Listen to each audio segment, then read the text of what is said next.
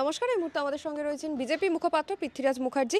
যোগেশচন্দ্র কলেজের সভাপতি পরিবর্তন হলো, দেবাশিস কুমার থেকে হলেন অরূপ বিশ্বাস। কি মনে হচ্ছে পরিবর্তন আসবে এবারে? হ্যাঁ, পরিবর্তন আসবে।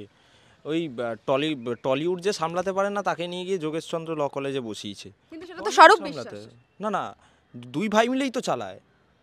এক ভাই বাড়িতে বসে থেকে চালায় আর এক ভাই পদে থেকে চালায়, এটা তো আপনাকে বুঝতে হবে। তো যেই ভাইকে এখন নিয়ে গিয়ে যোগেশচন্দ্র ল কলেজে বসানো হয়েছে, অর্থাৎ অরূপ বিশ্বাসকে, আপনি মনে করছেন তিনি যোগেশচন্দ্র চৌধুরী ল কলেজ চালাতে পারবে?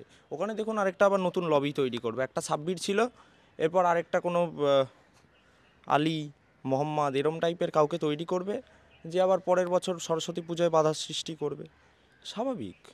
আর কাদের নিয়ে কথা বলছেন? যাদের নিয়ে কথা বলছেন তারা পশ্চিমবঙ্গে বিভিন্ন পুজো, বিভিন্ন দেবদেবীদের পুজোয় মানে বাধা সৃষ্টি করে, তাদের নিয়ে কথা বলছেন। তাদের নিয়ে কোনো ব্যাখ্যা হয় না, তাদের নিয়ে কী ব্যাখ্যা দেবো? এবং সেখানে কিন্তু কুণাল ঘোষ বলছে যে এত কিছু হয়ইনি। দুই দল বলেছিল, একজন বলেছিল এখানে পুজো হবে, সে বলেছিল এখানে নয় ওখানে পুজো হবে। এই নিয়ে হয়েছিল এত কিছু বিতর্কের বিষয়, নাকি সৃষ্টি হয়নি যোগেশচন্দ্র কলেজে। দেখুন, কুণাল ঘোষ ব্যাখ্যাটা খুব বেশি করেন। উনি জেলে গেছিলেন কেন? উনি হয়তো বলবেন আমি চুরি করিনি, তাও মমতা জেলে পাঠিয়েছে।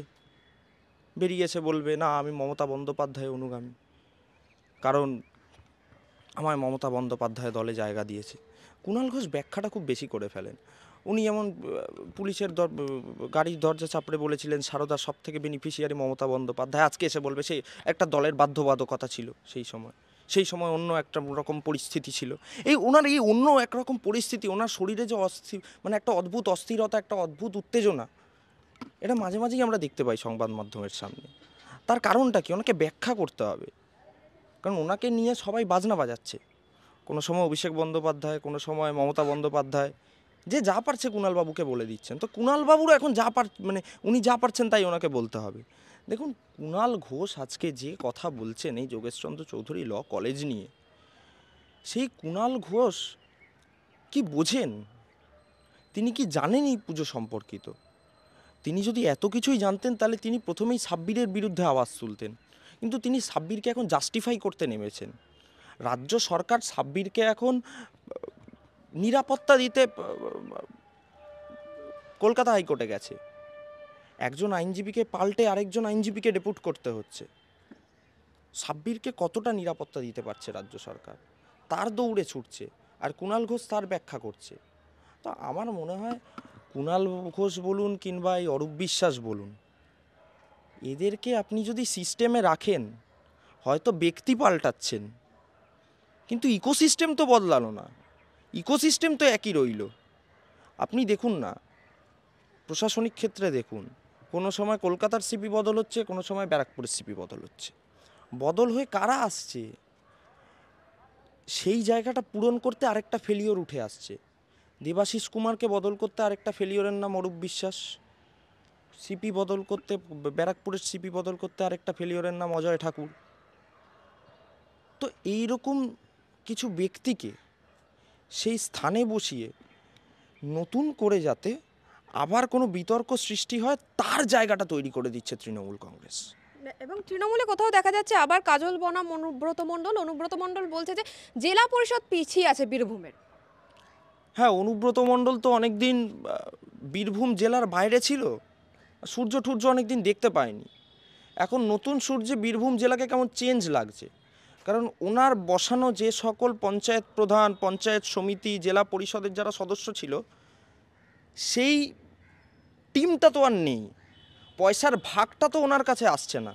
এখন পুরোটাই কাজল শেখের ওপর ভর করে বীরভূম জেলা চলছে। স্বাভাবিক অনুব্রত মণ্ডলের এটা মনে হবে, যাক উনি যদি একটু মদনবাবুর মতো এখন কিছু সংবাদ মাধ্যমের সামনে বলে কয়ে যদি কিছু চেঞ্জেস আনতে পারে, উনি চেষ্টা করুক। তার কারণ দেখুন, তৃণমূলের গোটাটাই হচ্ছে ভাগ বাটোয়ারা, সিন্ডিকেট রাজ, কে কতটা স্কোয়ার ফুট পিছু পয়সা তুলতে পারলো, সবটাই তার উপর নির্ভরশীল। কিন্তু অনুব্রত মণ্ডলের বিষয়টা কি? অনুব্রত মণ্ডল এখন সেই পরিস্থিতিতে নেই যেই পরিস্থিতি থেকে উনি দাঁড়িয়ে মঞ্চ থেকে বলেছিল পুলিশকে বোম মারুন। এই পুলিশকে বোম মারুন হুঁশিয়ারি দেওয়ার মতো সেই হুঁশিয়ারি দেওয়ার মানে সেই ব্যাপারটা অনুব্রত মণ্ডলের মধ্যে আর নেই। অনেক দিন পর এসছেন, শ্রীঘর থেকে বেরিয়ে নিজের ঘরে ফিরেছেন স্বাভাবিকভাবে। সেই কারণে অনুব্রত মণ্ডলের কেন জানি মনে হচ্ছে বীরভূম জেলাটা পাল্টে গেছে। কিন্তু আমার কেন জানি মনে হচ্ছে অনুব্রত মণ্ডল আর জায়গা পাবেন না। এখন তো কাজল শেখ ডমিনেটেড, অনুব্রত মণ্ডল আর জায়গা পাবেন না। আর বিজেপি তা নিয়ে খুব একটা মানে প্রায়োরিটি দেয় না এদেরকে, কারণ মানুষ এদের চিরকাল প্রত্যাখ্যান করে এসছে, মানুষ এদের বিরুদ্ধে মুখ খুলেছে। এই গরু চোর কয়লা চোর এদের বিরুদ্ধে মানুষের লড়াই। তো আমার মনে হয় এটাকে কাজল শেখ বনাম অনুব্রত মণ্ডল করে কিছুই হচ্ছে না, সাধারণ মানুষের ক্ষতি হচ্ছে। কিন্তু নিজের এলাকার বিধায়ককে তো প্রায়োরিটি দেবেন। মদন মিত্র তো সেখানে গিয়ে বলছে যে অভিষেক বন্দ্যোপাধ্যায়ের অফিস থেকে ফোন করে আমাকে ইনস্ট্রাকশন দিচ্ছে, যেটা তো মদন মিত্রের পছন্দ না। আইপ্যাক নিয়ে মন্তব্য করছেন, একের পর এক বিস্ফোরক মন্তব্য করার পর আবার সুব্রত বক্সির কাছে চিঠি লিখে ক্ষমা চাইছেন। আইপ্যাকের বদান্যতায় মদন মিত্র 2021 সালের বিধানসভা নির্বাচন জিতল, তো তা সেই আইপ্যাকের বিরুদ্ধে মদন মিত্র কি বলল না বলল তা নিয়ে আপনারা এত গুরুত্ব দিচ্ছেন কেন? মদন মিত্র এখন সবথেকে বড় প্রতিবাদী হয়ে এখন তো আর ওই হবে না, সবথেকে প্রতিবাদের প্রধান মুখ হতে পারবে না। আপনি আমায় বলুন, মদন মিত্র যদি এখন মনে করে শেখ মুজিবুর রহমান গণপ্রজাতন্ত্রী এনে দিয়েছিল, আমি পশ্চিমবঙ্গের এই টাকার খেলায় নতুন গণপ্রজাতন্ত্রী আনব, তা তো সম্ভব নয়। চুরি করার যা তা চুরি করে নিয়েছে, যতটা ভাগ তুলে নেওয়ার তা তুলে নিয়েছে, বাড়িঘরদোর সাজিয়ে নিয়েছে, সম্পত্তির খতিয়ান বাড়িয়ে নিয়েছে। এখন মদনবাবু কতটা বিক্ষুব্ধ হলো, কতটা সরকারের বিরুদ্ধে প্রতিবাদ করলো, কতটা এই প্রতিবাদের গুরুত্ব কিংবা মাহাত্ম্য রইল, সেইটা নিয়ে সাধারণ মানুষ একদমই ইন্টারেস্টেড নয়। মদন মিত্র হয়তো বুঝতে পারছে যে টিকিটটা অভিষেক বন্দ্যোপাধ্যায়ের দ্বারা 26 সালে ওনার কামারহাটিতে হবে না, তাই অভিষেক বন্দ্যোপাধ্যায়ের বিরুদ্ধে তিনি মুখ খুলেছেন। আজকে যদি মমতা বন্দ্যোপাধ্যায় বলে দিত যে তার টিকিট হবে না, তাহলে হয়তো তিনি কালকে মমতা বন্দ্যোপাধ্যায়ের নেত্রীর বিরুদ্ধেও মুখ খুলে দিতেন। তো এইটা নতুন কিছু নয়, মদন মিত্র আজকে নয়, আপনাদের মতো সংবাদ মাধ্যম একাধিকবার দেখিয়েছে। মদন মিত্র একবার করে বিস্ফোরক মন্তব্য করেছে, তৃণমূল শোকস করেছে। লাভ কি হয়েছে দিনের শেষে? সাধারণ মানুষের লাভ কি হয়েছে? লাভ তো কিছু হয়নি, লোকসান আর ক্ষতি ছাড়া মানুষের কিচ্ছু হয়নি। এবং সেখানে ক্ষতি আপনি বলছেন, লাভ হওয়ার জন্য তো মমতা বন্দ্যোপাধ্যায় বলছে যে মুকেশ আম্বানি থেকে শুরু করে বড় বড় শিল্পপতিরা এবারে আসছে পশ্চিমবঙ্গে, Kolkata. Bengal global business summit 2021 সালে আদানি গ্রুপ নাকি 10,000 টাকা বিনিয়োগ করবে পশ্চিমবঙ্গের জন্য। 10,000 টাকা, 10,000 কোটি টাকা বিনিয়োগ করবে নাকি পশ্চিমবঙ্গের শিল্পের জন্য। 25 সালে দাঁড়িয়ে আছেন, 4 বছর হয়ে গেল, একটা ছুঁচ তৈরির কারখানা দেখতে পেয়েছেন আজ অবধি? একটা জাঙ্গিয়ার কারখানা তৈরি করতে পেরেছে?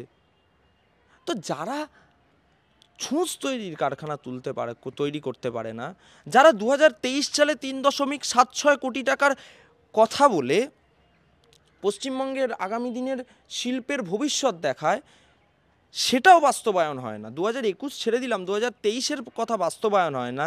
যে দেউচা পাচামির জমিতে 2 লক্ষ কর্মসংস্থান, মানে 2 লক্ষ ছেলেপিলের কর্মসংস্থান হওয়ার কথা বলে তা বাস্তবায়ন করাতে পারে না, তাদের থেকে আবার এই বেঙ্গল গ্লোবাল বিজনেস সামিট না, এখন এটা পুরোপুরি বেঙ্গল গ্লোবাল ভাট সামিটে পরিণত হয়েছে। বেঙ্গল গ্লোবাল ভাট সামিটের প্রধান মুখ মমতা বন্দ্যোপাধ্যায়। লাভ নেই কোনো। আপনি কাদের দিকে দেখছেন? পশ্চিমবঙ্গের প্রখ্যাত চোরেরা সমাগম করবে, দুটো বড় বড় ভাষণবাজি করবে, তারপরে বলবে না আমরা অনেক টাকা বিনিয়োগ করেছি। কত টাকা, কোথায় বিনিয়োগ হয়েছে? আজকে কেন্দ্রীয় বাজেটটা না পেশ হলে অর্থমন্ত্রী নির্মলা সীতারামন তার বাজেটে বেঙ্গলের জন্য যে অ্যালোকেশন করেছে, সেই অ্যালোকেশনগুলো জন্যই আজকে পশ্চিমবঙ্গে আপনি কিছুটা অর্থসামাজিক উত্তরণ দেখতে পাচ্ছেন মধ্যবিত্তদের জন্য। মমতা বন্দ্যোপাধ্যায়ের কন্ট্রিবিউশন কি করেছে উনি? 500 টাকা লক্ষ্মীর ভাণ্ডার দিয়ে মহিলাদের সম্মান নিয়ে খেলেছে, 1000 টাকা লক্ষ্মীর ভাণ্ডার দিয়ে মহিলাদের ভোগ্য পণ্যে পরিণত করেছে তৃণমূল কংগ্রেস। আমরা তাদের থেকে বেঙ্গল গ্লোবাল বিজনেস সামিট শুনবো? টাটাকে তাড়িয়ে দিয়ে যারা জারাকে আনতে স্পেনে মাদ্রিদে ছুটেছিল, তাদের থেকে শুনবো? কোথায় কোথায়? দূরবীন নিয়ে আসুন, আপনিও দূরবীন নিন, চলুন কালকে আমরা দুজনে কোনো একটা বাড়ির ছাদের ট্যাঙ্কির ওপর দাঁড়িয়ে দূরবীন দিয়ে খুঁজি। আপনিও খুঁজবেন, আমিও খুঁজবো। যদি আপনি খুঁজে পান তাহলে খুব ভালো, আর আমি যদি খুঁজে পাই তাহলে আমি না হয় বলবো যে মমতা বন্দ্যোপাধ্যায় শিল্প তৈরি করেছে। ওই যে রচনা বন্দ্যোপাধ্যায়ের কথায় ধোঁয়া ধোঁয়া মানেই যে শিল্প হয়েছে, এটা কার্যত অবাস্তব। তাই আমি মনে করি এই সব বেঙ্গল গ্লোবাল ভাট সামিট এগুলো মানুষের সামনে এসে ভাওতার একটা নিদর্শন তৈরি করে মানুষের অ্যাটেনশানকে কার্যত মুখ্যমন্ত্রীর ফেলিওরের থেকে ডাইভার্ট করতে চাইলে কিচ্ছু হবে না। কারণ আমরা এই মুহূর্তে সুরাবর্দির পশ্চিমবঙ্গে বাস করছি, একদম মনে হচ্ছে চারিদিকটা একদম সুরাবর্দির টিম ঘিরে নিয়েছে। মানে যেটা এখন প্রধান চরিত্রে আপনার মমতা বন্দ্যোপাধ্যায় এখন সেই প্রধান চরিত্রে রয়েছে, এবং তারপরে তার অনুযায়ী পশ্চিমবঙ্গে রাজ্য চলছে।